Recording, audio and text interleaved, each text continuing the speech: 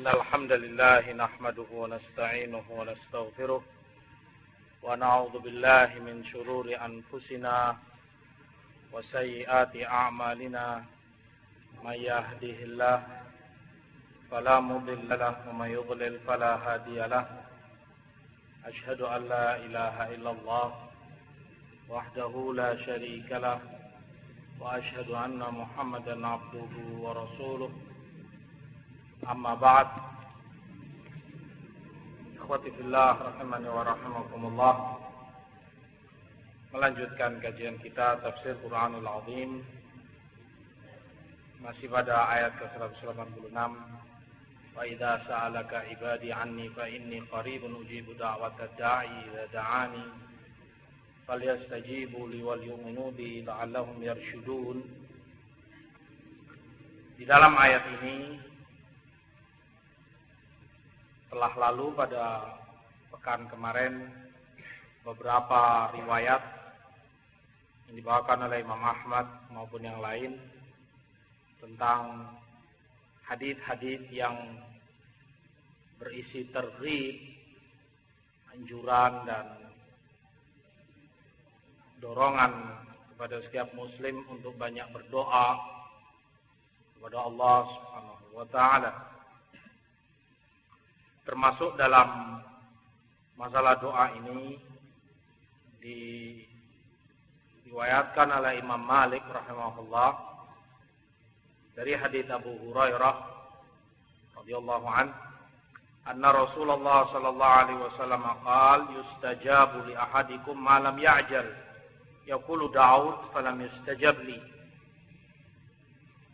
Rasulullah SAW menyebutkan tetap doa kalian itu akan diistijabah oleh Allah, dikabulkan selama kalian itu tidak tergesa-gesa dengan menyatakan aku telah berdoa namun belum juga dikabulkan atau dijawab oleh Allah.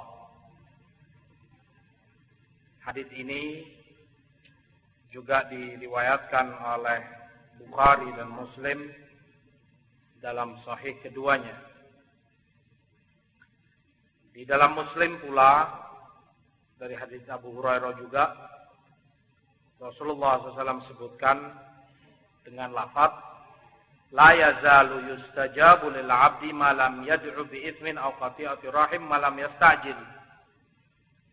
Tetaplah doa hamba itu dikabulkan Allah selama doanya itu tidak mengandung memutuskan rahim, silaturahim, juga tidak mengandung dosa,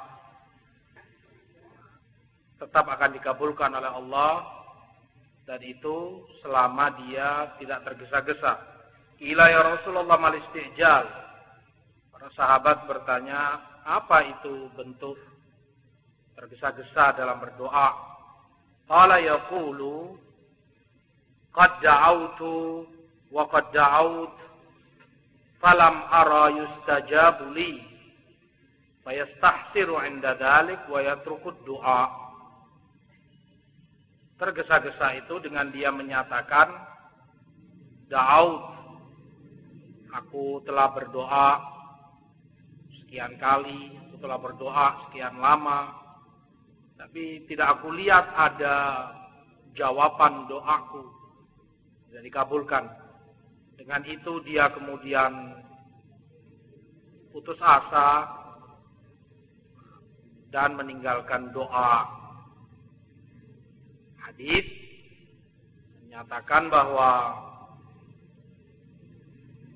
ucapan seorang hamba atau keyakinan dia bahwa dia telah berdoa sekian kali, sekian lama, dan tidak dikabulkan, ucapan seperti itu pun telah dinilai oleh Rasulullah sebagai bentuk istijal, tergesa-gesa di dalam doa. Dan kalau dia sudah tergesa-gesa, tidak akan mendapatkan jawaban dari doanya, tidak akan dikabulkan oleh Allah Subhanahu wa taala. Demikian pula riwayat yang mirip dengan itu diriwayatkan dari Anas bin Malik dalam Musnad Imam Ahmad. Diriwayatkan pula oleh Imam Ibnu Jarir At-Tabari dalam tafsirnya dari Urwah ibn Zubair rahimahullah, keponakan Aisyah.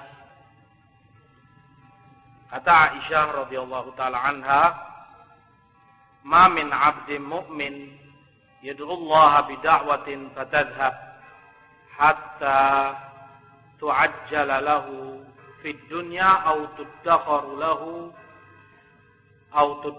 lahu fil akhirah idza lam ya'jal aw yaqnut." Aisyah sebutkan radhiyallahu anha, setiap hamba mukmin yang berdoa kepada Allah, tidak akan doanya itu hilang sia-sia.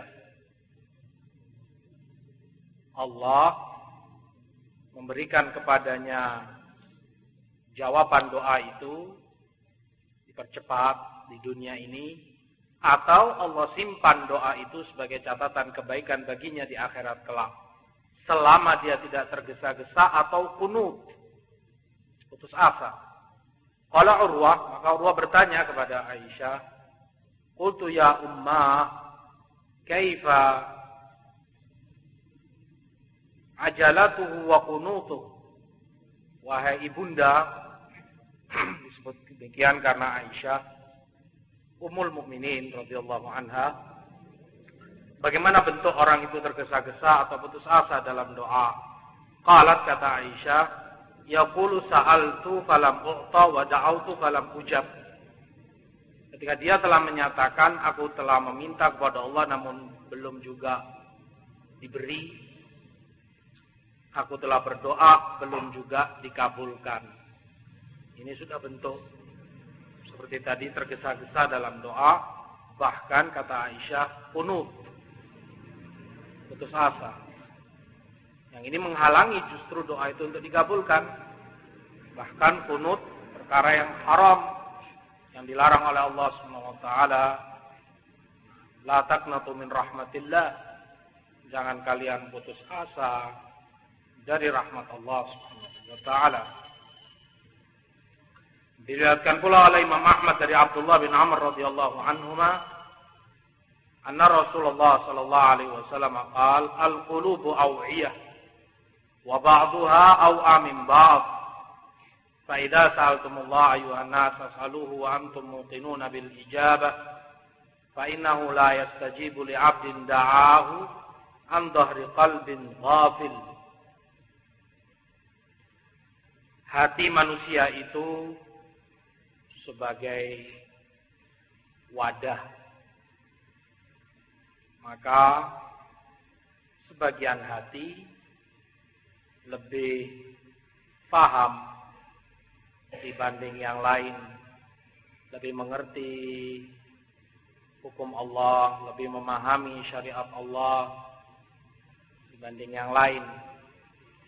Maka kalau kalian memohon kepada Allah, mohonlah kepadanya dalam keadaan kalian yakin akan dikabulkan doa kalian. Karena tidak akan doa seorang hamba itu dikabulkan dalam keadaan hatinya lalai, kosong, tidak punya keyakinan dan kepastian doanya akan dikabulkan oleh Allah. Diriwayatkan dalam athar dari Umar bin Khattab radhiyallahu taala anhu, beliau nyatakan, la ahmilu hammal ijabah walakin ahmilu hammad du'a. Yang berat itu, kata Umar, bukannya menunggu jawaban doa, dikabulkannya doa, tetapi yang justru lebih berat berkaitan dengan doa itu sendiri. Artinya ketika orang berdoa, dianya sendiri istilahnya orang mamang, mengambang, tidak punya keyakinan yang pasti kalau Allah akan mengkabulkan doanya, kalau Allah Maha mendengar. Bimbang dan kurang keyakinannya kalau Allah akan kabulkan doanya. Oleh sebab itu kata Umar, yang lebih berat memikul ini. Bagaimana di dalam doa seorang itu dalam keadaan yakin pasti doanya akan dikabulkan oleh Allah. Kata Umar, kalau doa itu dibarengi dengan keyakinan yang pasti, maka jawaban doa itu akan datang bersamanya. Oleh sebab itu dalam hadis tadi Rasul sebutkan, hanya saja permasalahannya satu orang beda dengan yang lain. Hati manusia itu berbeda-beda, tingkat imannya, tingkat keyakinannya. Dan itu Allah sebutkan dalam ayat lain, fasalat audiyatum biqadariha, bahwa hati itu seperti wadi, seperti lembah. Namanya lembah, ada yang lebar, dalam, besar, ada yang lebih kecil dari itu, ada yang lebih dangkal, tergantung satu lembah dengan lembah yang lain. Nah, karena ukurannya beda-beda, maka volume air yang masuk atau tertampung dalam lembah itu juga beda tentunya. Yang luas, dalam tentu akan menampung air sangat banyak. Yang dangkal dan kecil, ya tentu sesuai dengan kapasitas dia, volume yang bisa ditampung. Begitulah manusia. Sebagai wadah, tempat untuk imannya, hati manusia itu. Satu dengan yang lain beda-beda seperti lembah tadi. Ada yang luas, dalam, memahami dari ayat-ayat Allah, memahami hadis-hadis Rasul SAW. Banyak yang dia pahami, banyak yang dia mengerti, banyak yang dia amalkan. Yang lain kurang dari itu, yang lainnya lagi lebih kurang lagi, dan begitu seterusnya. Nas'alullah at-taufiq lil ilmi nafi' wal amal salih. Mudah-mudahan Allah Subhanahu wa taala memberikan taufik kepada kita untuk ilmu yang bermanfaat dan amal yang saleh. Di dalam riwayat Ibnu Marduyah disebutkan dari Abu Nafi' Ibnu Ma'di Karib, kata beliau, kuntu ana wa Aisyah sa'altu Rasulullah sallallahu alaihi wasallam anil ayah. Aku bersama Aisyah, aku bertanya kepada Rasulullah SAW tentang ayat ini. Ujibu da'watad da'i idza da'ani. Allah sebutkan, aku akan kabulkan doa orang yang berdoa kepadaku. Qala ya Rabbi mas'alata Aisyah fahabita Jibril faqala Allahu yuqri'uki salam hadza 'abdi salih bin niyyati shadiqah wa qalbuhu naqi yaqulu ya Rabbi fa aqulu labbaik fa aqdi hajatah. Rasulullah menyatakan, ya Allah, ya Rabb, pertanyaan Aisyah ini. Pertanyaan Aisyah tentang makna ayat ini, bahwa Allah akan kabulkan doa hamba yang berdoa kepadanya. Maka turunlah Jibril kepada Rasul sallallahu alaihi wasallam dan menyampaikan bahwa Allah mengucapkan salam kepada Aisyah radhiyallahu taala anha. Dan ini termasuk manaqib, fadail, keutamaan dan kemuliaan Aisyah radhiyallahu taala anha. Wa Allah memberikan salam kepadanya radhiyallahu taala anha, menunjukkan kedudukan Aisyah sangat tinggi dan sangat mulia di sisi Allah. Hada abdus salih. Allah akan mengatakan bahwa ini hambaku yang saleh dengan niat yang benar, dalam keadaan hatinya yang bersih, telah mengatakan dalam doanya, ya Rabbi, ya Allah, dan aku pun Allah menyatakan labbaik, jawaban ketika dipanggil. Ketika orang dipanggil, misalnya dijawab labbaik, yang artinya aku memenuhi panggilanmu dan aku memenuhi panggilanmu. 2 kali itu dinyatakan sebagai bentuk perhatian yang sangat terhadap panggilan tersebut. Allah katakan itu kepada hambanya karena Allah dipanggil oleh si hamba dalam doanya, dimintai, dan Allah jawab dengan labbaik fa'adhi hajatahu, dan aku, kata Allah, mengabulkan atau menunaikan hajat permintaan yang dipanjatkan oleh hambaku tersebut. Namun riwayat ini dilemahkan oleh para ulama seperti Imam Ibnu Athir rahimahullahu ta'ala. Di dalam riwayat Bazzar pula disebutkan dari Anas bin Malik anin Nabi sallallahu alaihi wasallam qala yaqulullahu ta'ala ya ibna Adam wahidatun lak wa wahidatun li wa wahidatun fima baini wa bainak fa ammal lati li fata'buduni wa la tusyriku bi syai'a wa ammal lati lak fa ma amilta min syai' wa faitukahu wa ammal lati baini wa bainaka fa minka du'a wa alayya al-ijabah. Kata Allah dalam hadits qudsi, Allah katakan, wahai ibni Adam, satu janji atau satu hak, satu perkara yang merupakan hakku dan satu perkara yang menjadi hakmu, dan satu perkara antara aku dan kamu. Adapun yang menjadi hakku, kata Allah, kamu beribadah kepadaku dan tidak menyekutukan aku dengan apapun.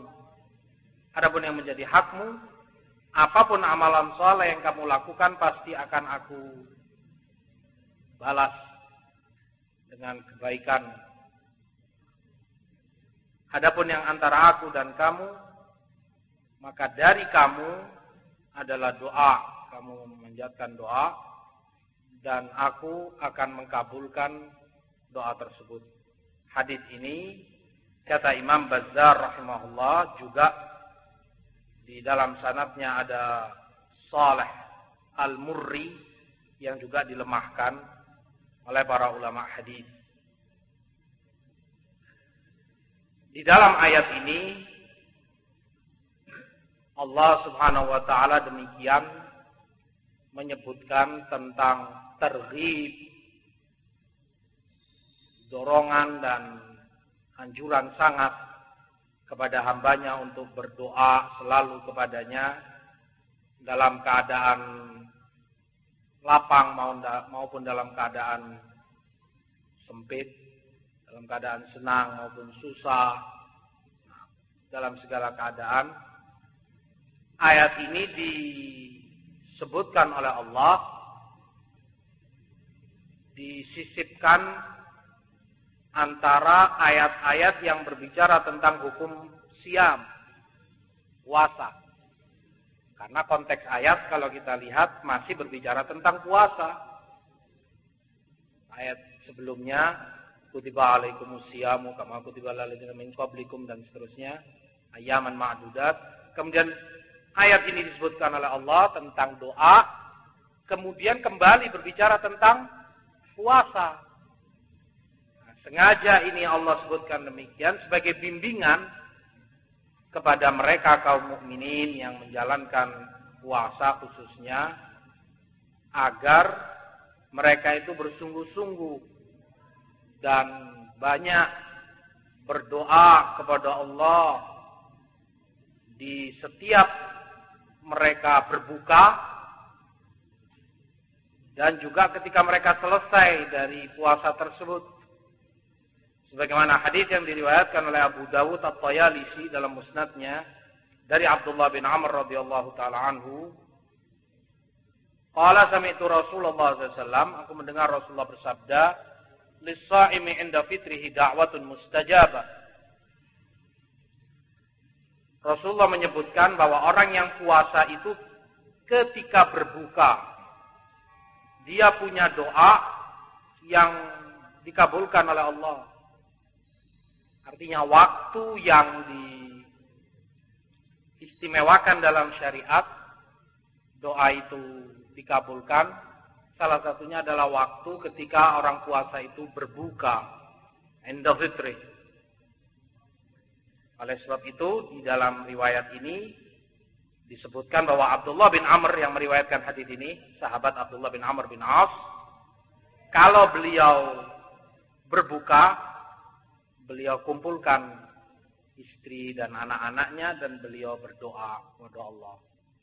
Karena waktu buka itu waktu dikabulkannya doa. Oleh sebab itu dimasukkan ayat ini oleh Allah dalam hukum-hukum puasa. Karena puasa khususnya ketika berbuka salah satu tempat atau waktu yang dikabulkan doa oleh Allah Subhanahu wa taala, dijanjikan itu oleh Allah. Diriwayatkan pula oleh Ibnu Majah dalam sunannya dari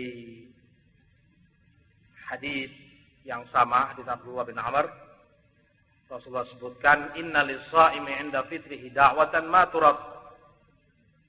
Bahwa orang yang puasa itu ketika berbuka punya doa yang tidak akan ditolak oleh Allah. La turad. Enggak akan ditolak oleh Allah doanya. Dipastikan dikabulkan oleh Allah SWT. Ini keistimewaan waktu yang Allah berikan kepada hambanya karena keutamaan puasa dan mereka-mereka yang menjalaninya dengan ikhlas untuk Allah SWT. Kata Imam Ibn Abi Mulaikah, perawi hadis ini di Ibnu Majah, bahwa aku mendengar Abdullah bin Amr bin As, sahabat yang meriwayatkan hadis ini, kalau beliau berbuka, beliau ucapkan, Allahumma inni as'aluka bi rahmatika allati wasi'at kulla syai'an taghfirali. Ya Allah, aku memohon kepadamu dengan rahmatmu yang meluasi segala sesuatu. Aku mohon kepadamu untuk engkau ampuni dosa-dosaku. Tadi di dalam riwayat yang sebelumnya disebutkan bahwa beliau doa itu sambil beliau kumpulkan keluarga beliau, istri dan anak-anaknya. Hadis ini juga disebutkan oleh Imam Ahmad, Tirmidzi, Nasa'i, juga Ibnu Majah dari hadis Abu Hurairah. Rasulullah SAW menyebutkan, salasah la turaddu da'watuhum. 3 tipe orang yang tidak akan ditolak doa mereka oleh Allah. Al-imamul adil, imam yang adil, penguasa yang adil, karena itu berat dan tanggung jawab yang sangat besar. Maka kalau dia melaksanakannya dengan baik, tentu balasannya pun sangat besar. Maka doanya dijamin akan dikabulkan oleh Allah, tidak akan ditolak. Wasaim hatta yuftir. Yang kedua, orang yang puasa hingga dia berbuka juga berat. Menahan dahaga, lapar, syahwat. Hanya karena Allah dia tinggalkan itu semua. Maka ketika dia berbuka, dikabulkan doanya. Yang ketiga, wa da'watul madlum yarfa'uha Allahu dunal ghamam yaumal qiyamah wa yaftahu laha abwabas sama' wa yaqulu bi'izzati la ansurannaka walau ba'da hin. Doanya orang yang terzalimi, orang yang disakiti. Doa itu diangkat oleh Allah di atas awan di hari kiamat dan dibukakan untuknya pintu-pintu langit Dan Allah katakan, demi kemuliaanku, sungguh Allah bersumpah, aku akan membelamu walaupun setelah sekian waktu. Mungkin tidak langsung ketika itu, tapi tetap Allah menjanjikan doa dia akan dikabulkan oleh Allah. Hadis ini demikian tadi disebutkan oleh Imam Ahmad, Tirmidzi, Nasai dan Ibnu Majah. Dan ini juga berat. 3 macam orang ini amalan yang dia lakukan besar. Imam yang adil, orang yang puasa, dan orang yang madlum. Ketika orang itu madlum, terzalimi, dia benar-benar mengikhlaskan doanya kepada Allah. Betul-betul dia yakin dan mengimani bahwa hanya Allah yang bisa membelanya ketika dia lemah dan yang dia hadapi jauh lebih kuat, jauh lebih mampu dari segala sisinya.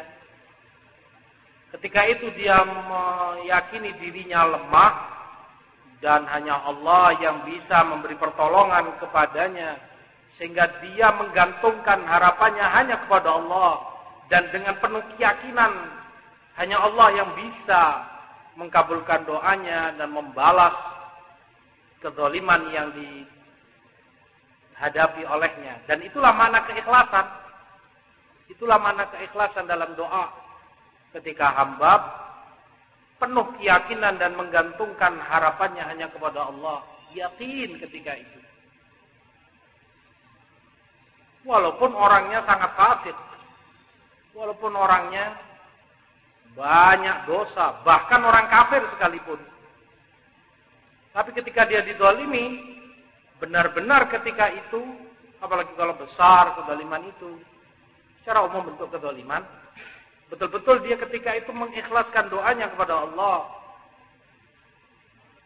Oleh sebab itu Rasulullah ingatkan kepada Mu'adz bin Jabal ketika dikirim ke Yaman, wattaqi da'watal madlum fa innaha laisa bainaha wa bainallahi hijab. Dan takutlah kamu dari doa orang yang terzalimi. Jangan sampai kamu menzalimi orang.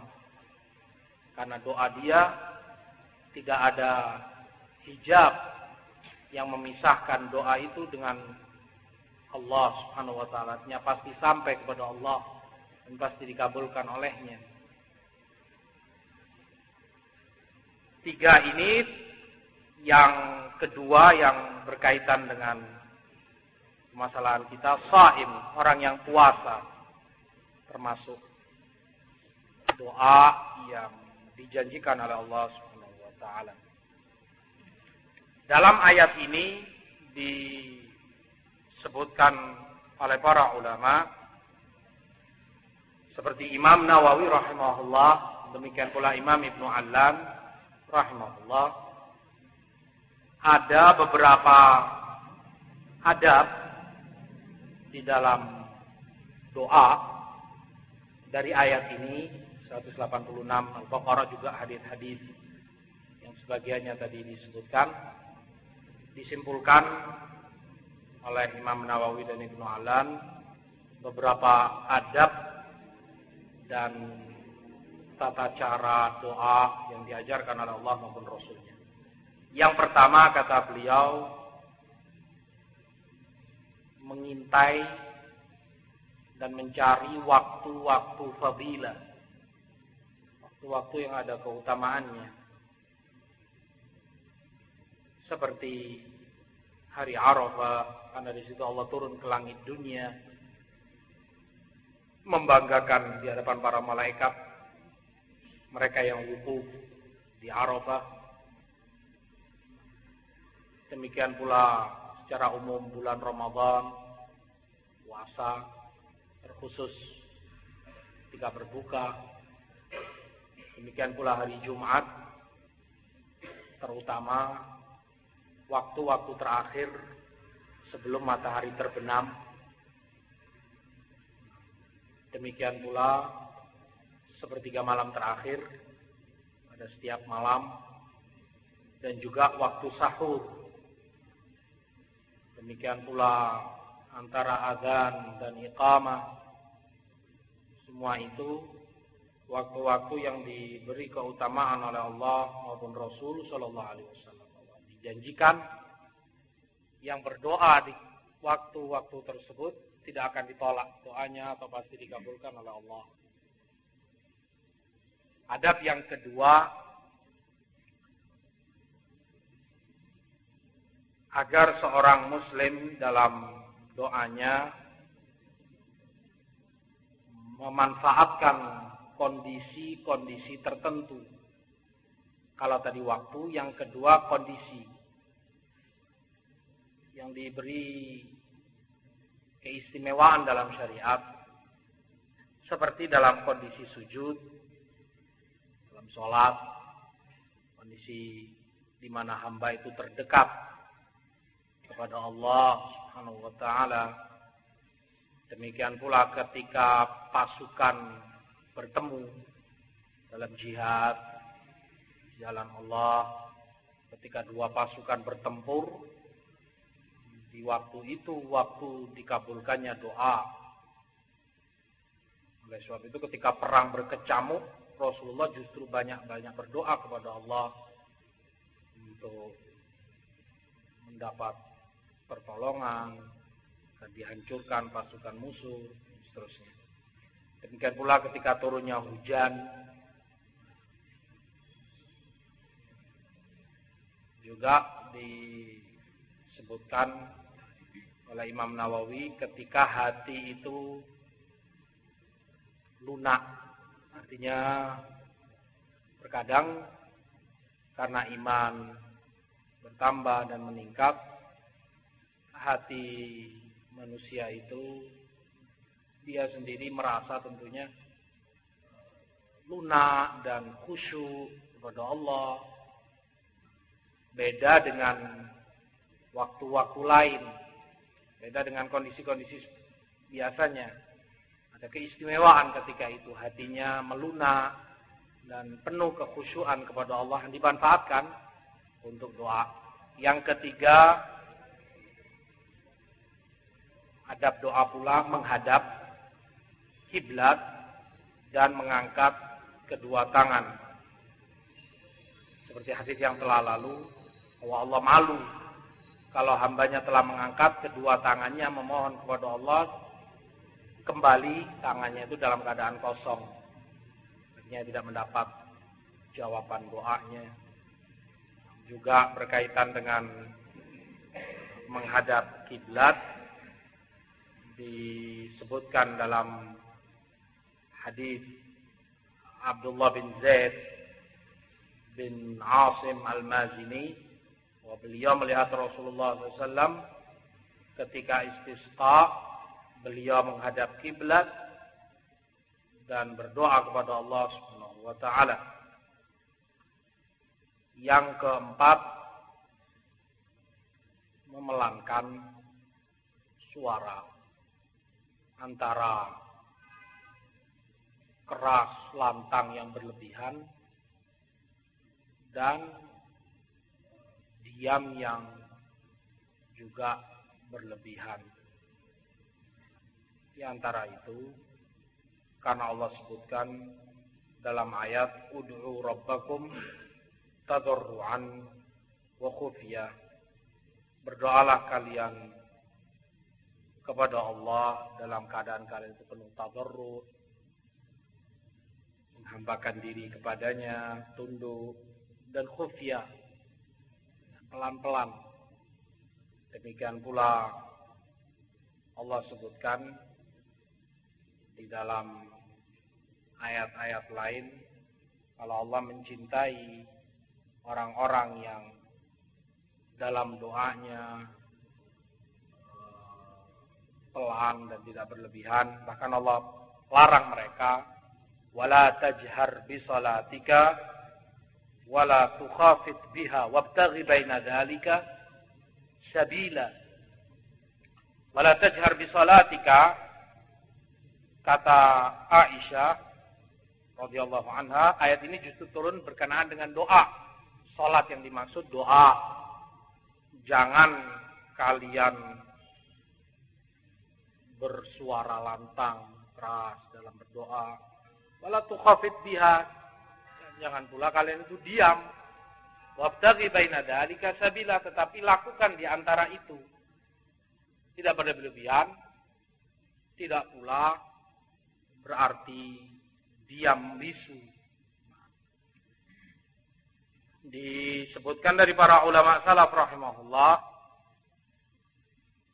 bahwa mereka ketika berdoa kepada Allah, yang terdengar dari mereka hanyalah hamzah. Hamzah, suara yang terdengar namun tidak difahami apa yang diucapkan orang itu. Itu hamzah. Kamu dengar suara tapi nggak jelas apa yang diucapkan. Nah, itulah hamzah. Istilah orang mungkin seperti orang geremeng. Dengar ada suara memang, tetapi jelas-jelas apa yang dilafadzkan tidak bisa dipahami. Itulah hamzah. Dan begitulah para ulama salaf di dalam berdoa.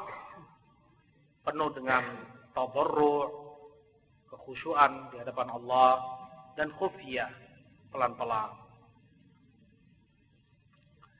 Adab yang kelima, agar di dalam doa tidak takalluf. Takalluf itu memaksa diri dengan sajak yang berlebihan. Sajak dalam bahasa Arab adalah semula salah satu cabang dari ilmu balaghah, dari sastra Arab yang sangat indah, di mana kata-kata terakhir itu diakhiri dengan huruf-huruf yang sama, sehingga ini enak didengar, dan ini termasuk cabang tadi ilmu balaghah yang sangat tinggi dan sangat indah didengarnya. Ini banyak di dalam ayat, seperti Allah sebutkan dalam surat Al-Waqi'ah, Al-Haqqah, dalam Muddatsir, ka'annahum humurum mustanfirah farrat min qaswarah. Nah, ini saja. Wan najmi idza hawa ma dhalla sahibukum wa ma ghawa, dan seterusnya. Ini saja. Tapi kalau saja ini dipaksakan agar lafaz-lafaz yang terucap dalam doa itu sama huruf-hurufnya, justru tidak enak terdengar. Di telinga itu berat dan tidak enak, dan bahkan dimakruhkan dalam syariat. Dimakruhkan dalam syariat, dicela. Halakal mutanatti'un, yang di riwayat disebutkan mutasyaddiqun. Celaka, binasa orang-orang yang tanattu', memaksakan diri dalam berbicara. Tasyadduq, bicaranya itu dibuat-buat dengan bentuk sajak maupun bentuk-bentuk yang lain. Dan ini sangat disayangkan ada dalam bait-bait syair yang dikarang oleh orang-orang belakangan. Dalam qasidah ini, qasidah itu, disengaja huruf-hurufnya disamakan pada akhir tiap alinea atau tiap akhir kata. Namun seperti yang disebutkan Imam Nawawi rahimahullah, semacam itu takalluf, memaksakan diri dan memberatkan diri dengan bentuk semacam itu. Diriwayatkan seorang pernah bertanya kepada seorang ulama bahasa tentang saja ini. Dia tanya, "Ya alim, mas saja?" Wahai alim, apa itu saja? Tadi saja itu huruf pada setiap akhir kata sama.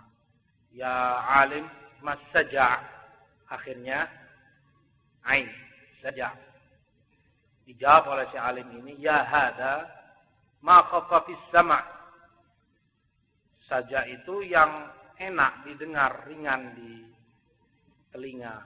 Akhirnya juga ain, ma khaffa fis sama'. Qala, yang bertanya ini bertanya kembali kepada si alim, mithlu madza? Seperti apa contoh saja itu? Akhirnya alif juga za. Mithlu madza? Dijawab oleh si alif, mithlu hadza. Seperti inilah. Tanpa dia sadari, konteks tanya jawab itu terisi dengan saja. Mas saja, ma khaffa fis sama'. Qala mithlu madza? Qala mithlu hadza. Semacam itu ringan, enak didengar dan tanpa pemaksaan diri. Al-muhim. Ini adab di dalam doa. Yang keenam, di dalam berdoa, dan yang terpenting, penuh dengan kekhusyuan, tadarru', rasa takut kepada Allah dibarengi dengan harapan hanya juga digantungkan kepada Allah Subhanahu wa taala, seperti yang Allah sebutkan, innahum kanu yusari'una fil khairat wa yad'unana raghaban wa rahaba. Mereka itu dalam berlomba-lomba dalam kebaikan dan berdoa kepada kami dengan penuh harapan juga penuh takut kepada kami. Raghbah dan rahab ini takut dan berharap yang bukan hanya amalan hati namun berpengaruh sampai kepada fisiknya. Fisiknya itu terlihat kalau dia takut dan berharap kepada Allah dengan betul-betul diam, tidak banyak gerak atau tidak banyak gerakan yang menunjukkan dia kurang bersungguh-sungguh di dalam berdoa kepada Allah Subhanahu wa taala. Yang ketujuh, agar dia memastikan permintaannya dan yakin seperti tadi jawaban itu akan dikabulkan oleh Allah. Memastikan permintaannya ini seperti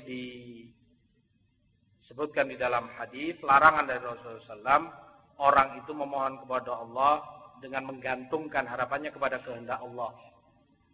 Misalnya orang minta anak karena nggak punya keturunan misalnya, ya Allah beri aku keturunan kalau Engkau kehendaki. Digantungkan kepada kehendak Allah. Ini dilarang. Atau ya Allah beri aku rizki kalau Engkau kehendaki, kalau Engkau mau. Karena Rasulullah sebutkan tidak ada yang memaksa Allah. Karena terkesan dia sadari atau tidak, ucapan kalau Engkau kehendaki itu bisa bermakna paksaan kepada yang dimintakan. Kayak orang misalnya meminta kepada orang, saya minta bantuan kamu kalau kamu kehendaki. Kalau kamu kehendaki dalam artian, kalau dia mau yang meminta ini bisa memaksa. Tetapi karena dia nggak mau memaksa, dia katakan kalau kamu kehendaki. Perkataan kamu kehendaki ini tersirat secara tidak langsung makna yang jelek. Bisa bermakna ada yang memaksa Allah. Oleh sebab itu kata Rasulullah, tidak ada yang bisa memaksa Allah. Jangan kamu katakan kalau engkau kehendaki. Selain itu, perkataan kalau engkau kehendaki menunjukkan dia sendiri nggak pasti memintanya. Mamang. Dia sendiri tidak mantap dalam permintaannya. Tidak dia katakan, ya Allah aku minta keturunan, beri aku keturunan yang saleh, anak yang berbakti. Pasti memintanya seperti itu. Nah, dia sendiri nggak seperti itu, ngambang. Ya Allah beri aku anak kalau Engkau kehendaki. Dia sendiri nggak menunjukkan dia sendiri tidak pasti dengan permintaan yang dia ajukan kepada Allah Subhanahu wa taala. Oleh sebab itu dilarang. Dan tadi yakin dengan jawaban dari Allah Subhanahu wa taala. Yang kedelapan, ini juga penting, ilhah. Meminta itu berkali-kali kepada Allah. Kalau bahasa anak kepada orang tua itu merengek. Seperti anak meminta sesuatu kepada orang tuanya, merengek-rengek. Kalau dia minta mainan, ya mainan itu yang dia minta.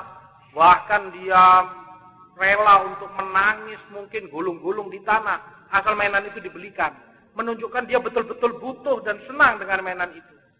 Nah, Allah cinta kepada hambanya yang seperti itu. Dalam riwayat disebutkan, innallaha yuhibbul mulhin fid du'a. Allah cinta kepada hambanya yang ilhah dalam berdoa. Oleh sebab itu dalam sunnah Rasulullah ketika berdoa mengulangi sampai 3 kali. Seringnya Rasulullah ulangi doa itu sampai 3 kali. Yang ke-9, memulai doanya dengan zikir kepada Allah, juga sholawat kepada Rasul Sallallahu Alaihi Wasallam sebagai pembuka doanya, agar doa itu lebih dikabulkan oleh Allah. Dimulai dengan pujian kepada Allah, pemuliaan kepadanya, juga sholawat dan salam kepada Rasul SAW. Yang ke-10 di dalam adab doa pula adalah banyak-banyak bertaubat dan mengembalikan kezaliman kalau itu berkaitan dengan orang lain. Kalau dia mencuri misalnya, segera apa yang dia curi itu dikembalikan ke orang yang punya. Kalau dia memukul, segera dia minta maaf dan yang semisalnya.